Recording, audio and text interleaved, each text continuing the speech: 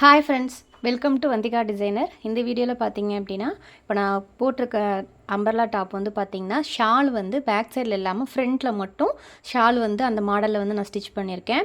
இப்போ இது வந்து பார்த்திங்கன்னா நமக்கு அப்படியே வந்து ஸ்டிச் பண்ணி அட்டாச் பண்ணியிருக்கிறதுனால நமக்கு பேக் பார்ட்டில் நமக்கு வந்து ஷால் வந்து வராது, ஃப்ரண்ட்டில் மட்டும்தான் நமக்கு ஷால் இருக்கும். சரிங்களா? ஸோ இதில் வந்து பார்த்திங்கன்னா எலாஸ்டிக் ஸ்லீவ் வச்சு நான் வந்து ஸ்டிச் பண்ணியிருக்கேன். ஸ்லீவில் வந்து பாதி, இப்போ எல்போ ஸ்லீவ்லேயும் பாதியிலேருந்து தான் எலாஸ்டிக் வச்சு ஸ்டிச் பண்ணியிருக்கேன். இப்போ அந்த ஷால் எப்படி ஸ்டிச் பண்ணணும் அப்படின்னு பார்க்கலாம். இப்போ மேலே டாப் பார்ட் இருக்குது பார்த்திங்களா, அது வந்து நான் லைனிங் கிளாத்தை வச்சு அட்டாச் பண்ணிட்டேன். இது வந்து ஒரு saree வந்து நான் எடுத்திருக்கேன். சாரியில் இந்த முந்தானி இருக்கும் பார்த்திங்களா, அந்த முந்தானியோட பார்டரை தான் நான் வந்து அந்த ஷாலுக்காக யூஸ் பண்ண போகிறேன். நீங்கள் கான்ட்ராஸ்ட்டாக ஏதாவது கிளாத் இருக்குது அப்படின்னா நீங்கள் அதை கூட நீங்கள் யூஸ் பண்ணிக்கலாம். இப்போ கிளாத்தில் என்ன பண்ணுறேன் அப்படின்னா, உங்களோட ஷால் ஓல்டு ஷால் இருக்கும் பார்த்திங்களா, அந்த ஷாலோட அகலம், சரிங்களா, அந்த அகலம் எவ்வளோ இருக்குன்னு பாருங்கள். நீளம் இல்லை, அகலம், ஹைட்டு வந்து எவ்வளோ இருக்குன்னு பாருங்கள். அது எவ்வளோ இருக்கோ அதுக்கு தகுந்த மாதிரி வச்சுக்கோங்க. சரிங்களா? நீங்கள் ஷால் வந்து ஃப்ளீட்டு நிறையா போடுறோம் கம்மியாக போடுறோங்கிறத பொறுத்து எவ்வளோ வேணாலும் நீங்கள் வந்து எடுத்துக்கலாம். இப்போ கீழே வந்து நான் அன்னிவனாக இருக்கிறத கட் பண்ணி எடுத்துக்கிறேன். சரிங்களா? இது வந்து சாரியோட முந்தானி பார்ட்டை தான் நான் வந்து எடுத்திருக்கேன். இப்போ ரெண்டு சைடு ஓரம் இருக்குது பார்த்திங்களா, அந்த பிசுரை வந்து நான் குட்டியாக வந்து நம்ம அந்த அம்பர்லா டாப்புக்கு ஸ்டிச் பண்ணுற மாதிரி நைஸாக வந்து மடித்து அடிச்சுக்க போகிறேன். ரெண்டு ஃபோல்டு பண்ணி ரெண்டு சைடுமே வந்து தைச்சிட்டேன். நமக்கு அந்த நீளமாக இருக்கும் பார்த்திங்களா, ஷாலோட நீளம் இருக்கிறத நான் வந்து தைச்சிருக்கேன், அகலம் சைடு நான் தைக்கல. இப்போ இந்த டாப் பார்ட் வந்து எடுத்திருக்கேன். இது வந்து ஃப்ரண்ட் பக்கம். இந்த ஃப்ரண்ட் பக்கத்தில் நம்ம வந்து ஜாயின் பண்ண போகிறோம். இப்போ இதை எப்படி ஜாயின் பண்ணணுன்னா, நார்மலாக நம்ம சாரீக்கு வந்து ஃப்ளீட் எடுக்கிற மாதிரி குட்டி குட்டியாக ஒரு இன்ச்சு 1/2 இன்ச்சு உங்களுக்கு எந்த அளவுக்கு வந்து அந்த ஃப்ளீட்டோட அகலம் வேணுமோ அது மாதிரி வந்து வச்சுக்கணும். நம்ம ஸ்டெப் ஷால்லாம் போடுவோம்ல, அந்த மாதிரி மெத்தடில் இது மாதிரி வரும். நீங்கள் ஸ்டெப் ஷால் மாதிரி நீங்கள் ஃபோல்டு பண்ணிங்க அப்படின்னா அது பார்க்குறதுக்கு வந்து நீட்டாக இருக்காது.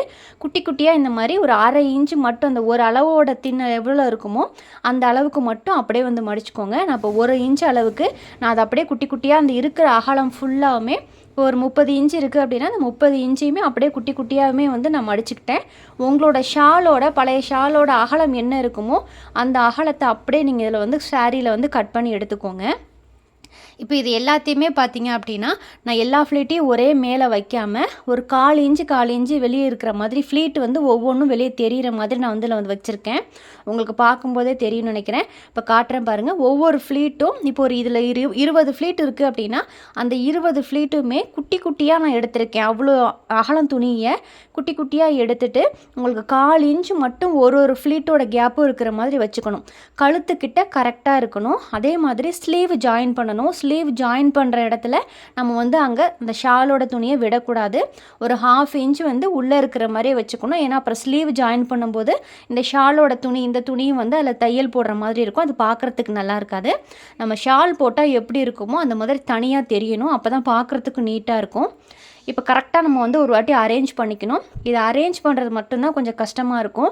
நம்ம தைச்சதுக்கப்புறம் நமக்கு பார்க்குறதுக்கு லுக் வந்து சூப்பராக இருக்கும். இப்போ பாருங்கள், நான் 1/4 இன்ச்சில் அந்த ஷோல்டர் நமக்கு எந்த அளவுக்கு ஷால் வந்து போடுவோமோ அந்த அளவுக்கு அந்த ஃப்ளீட் எல்லாத்தையுமே 1/4 இன்ச்சில் அப்படியே நான் மடித்து வச்சுருக்கேன்.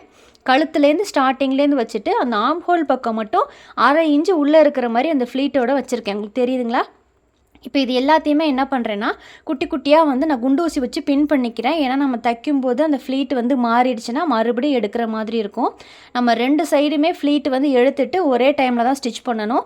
நம்ம ஒரு டைமாக பண்ணோம் அப்படின்னா ஃப்ளீட் வந்து இந்த சைடு நிறையா ஃப்ளீட் இருக்கும், ஒரு சைடு கம்மி ஃப்ளீட்டாக இருக்கும்.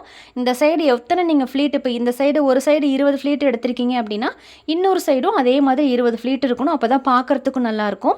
நான் கொஞ்சம் கீழே இறக்கி அந்த சைடும் ஃப்ளீட்டை வந்து ஈவனாக வச்சுட்டு அப்படியே வந்து நான் பின் பண்ணிக்கிறேன். எல்லா ஃப்ளீட்டும் வைக்கும் போதுமே பார்த்தீங்கன்னா அந்த 1/4 இன்ச்சு கேப்பில் தான் இருக்கணும். ஸ்டார்டிங்கில் எந்த டிஸ்டன்ஸில் வச்சுருக்கோமோ சேம் அதே மாதிரி தான் கீழே இருக்கிறது வரைக்கும் செஸ்ட் சைட்லேருந்து எல்லாமே வரணும். இப்போ இந்த சைடு நான் பின் பண்ணி வச்சுட்டேன். இப்போ இதே சேம் மெத்தடு அந்த சைடும் அதே மாதிரி ஃப்ளீட் வந்து வச்சுருக்கேன். உங்களுக்கு தெரியுதுங்களா? ஆம் ஹோல் சைடு ஒரு 1/2 இன்ச்சு விட்டுட்டு கழுத்துலேருந்து கரெக்டாக வச்சுருக்கேன். சரிங்களா? இப்போ நான் அதுலேயும் வந்து நான் பின் பண்ணிக்கிறேன். அந்த 1/4 இன்ச்சு கேப்பில் துணி நகரக்கூடாதுங்கிறதுக்காக நான் வந்து குட்டி குட்டியாக வந்து பின் பண்ணிக்கிறேன். இப்போ நம்ம ஷாலு வந்து நமக்கு கரெக்டாக இருக்கா அப்படின்னு இப்போ வந்து செக் பண்ணிக்கணும். நமக்கு ஹைட்டு வந்து எந்த இடத்துல ஷாலோட உயரம் வேணுமோ, வயிறுக்கிட்ட இல்லை செஸ்ட்டுக்கிட்ட எந்த இடத்துல நீங்கள் ஷால் போடுவீங்களோ அதை பார்த்துட்டு அதுக்கு தகுந்த மாதிரி நீங்கள் கீழே வந்து ஹைட்டை அட்ஜஸ்ட் பண்ணிக்கோங்க. இப்போ அந்த ஷாலில் பின் பண்ணியிருக்கிறத எடுத்துகிட்டு கரெக்டாக அந்த ஃபோல்ட் பண்ணி வச்சுருக்கோம் பார்த்தீங்களா, மடிப்பு வச்சுருக்கோம்ல ஃப்ளீட்டு, அது வந்து மேலே தூக்கிக்காமல் ஆப்போசிட் சைடு வந்து திரும்பிடாமல் கரெக்டாக வச்சு தைக்கணும். நம்ம ஷோல்டருக்காக விட்டுருக்க 1/2 இன்ச்சில் தையலும் இன்னொரு தையல் ஓரத்தில் தையல் போடுறேன். அப்போ தான் நம்ம பேக் பார்ட்டை வச்சு ஜாயின் பண்ணும்போது நமக்கு டிஸ்டர்பன்ஸ் இல்லாமல் கரெக்டாக ஈவனாக வரும். இப்போ ஒரு சைடு வந்து நான் ஃப்ளீட்டுக்கு மடித்து வச்சதை வச்சு தையல் போட்டுட்டேன். சேம் இதே மெத்தடு இன்னொரு சைடுமே தைக்கணும். உங்களுக்கு பார்த்தோன்னே தெரியுதா நம்ம ஃப்ளீட் வந்து எந்த அளவுக்கு நான் கரெக்டாக எடுத்து வச்சுருக்கேன் அப்படின்னு. இந்த மாதிரி வந்து 2 தையல் வந்து கம்பல்சரி போட்டுக்கோங்க. இல்லைன்னா நீங்கள் ஷோல்டர் ஜாயின் பண்ணும்போது அந்த ரெடி அளவு 1/2 இன்ச்சில் தைக்கும்போது அந்த ஃப்ளீட்டெல்லாம் வந்து ஆப்போசிட் சைடு திரும்பிக்கும். இப்போ இந்த சைடு தைக்கும்போது அந்த ஃப்ளீட்டெல்லாம் ஈவனாக இருக்கான்னு செக் பண்ணிவிட்டு கையை வச்சு அமர்த்திட்டு கரெக்டாக வந்து தையல் போட்டுக்கணும். இதுலேயும் இதே மாதிரி ஒரு 1/2 இன்ச்சு நம்ம ஷோல்டருக்காக தைக்கிறதுக்காக விட்டுருக்க அந்த 1/2 இன்ச்சில் ஒரு தையலும் ஓரத்தில் ஒரு தையலும் வந்து நான் போட்டுக்கிறேன். இப்போ ஒரு சைடு ஃப்ளீட்டு எத்தனை ஃப்ளீட்டு வைக்கிறோமோ அதே மாதிரி தான் இன்னொரு சைடும் ஃப்ளீட்டு வைக்கணும். இல்லைன்னா பார்க்குறதுக்கும் நல்லா இருக்காது. அந்த செஸ்ட்டுக்கிட்ட வர அந்த யூ மாதிரி வர ஷேப்பும் கரெக்டாக இருக்கணும். இல்லைன்னா அதுவும் அன்ஈவனாக இருக்கிற மாதிரி இருக்கும். இப்போ இந்த சைடும் நான் 2 தையல் வந்து நான் போட்டுக்கிட்டேன். ஃப்ளீட்டு வந்து திரும்பிடாமல் பார்த்து கரெக்டாக தைக்கணும். அப்போ தான் அந்த மடிப்பு வந்து கரெக்டாக நிற்கும். நீங்கள் திரும்பிருச்சு அப்படின்னா ஷாலோட ஷேப்பே வந்து மாறிடும். இப்போ இந்த சைடு 2 தையல் போட்டாச்சு. இப்போ எக்ஸ்ட்ரா இருக்கிற கிளாத்தை நான் அப்படியே வந்து கட் பண்ணிக்கிறேன். சரிங்களா?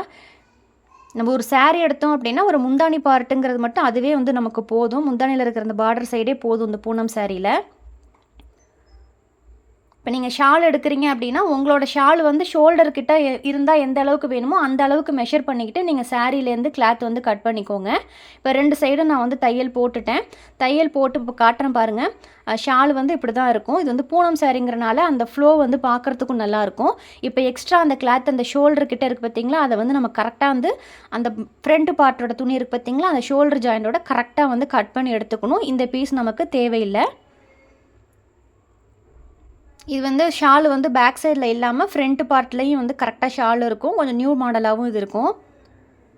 நீங்களும் பூனம் சாரி ஏதாவது வச்சுருந்தீங்க அப்படின்னா ட்ரை பண்ணி பாருங்கள். இப்போ ஷால் வந்து நம்ம ஃப்ரண்ட்டில் வந்து ஸ்டிச் பண்ணியாச்சு.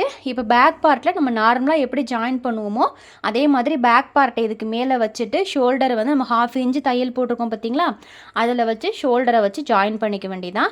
ஜாயின் பண்ணிவிட்டு ஸ்லீவ் ஜாயின் பண்ணும்போது அந்த 1/2 இன்ச்சு 2 சைடு உங்களுக்கு கேப் தெரியுதா, ஆம்ஹோல் சைடு, அதில் ஸ்லீவ் வந்து தையல் விழுந்துடாமல் அந்த ஷாலர் துணியை வந்து தூக்கி விட்டுட்டு அப்புறமா தைக்கணும்.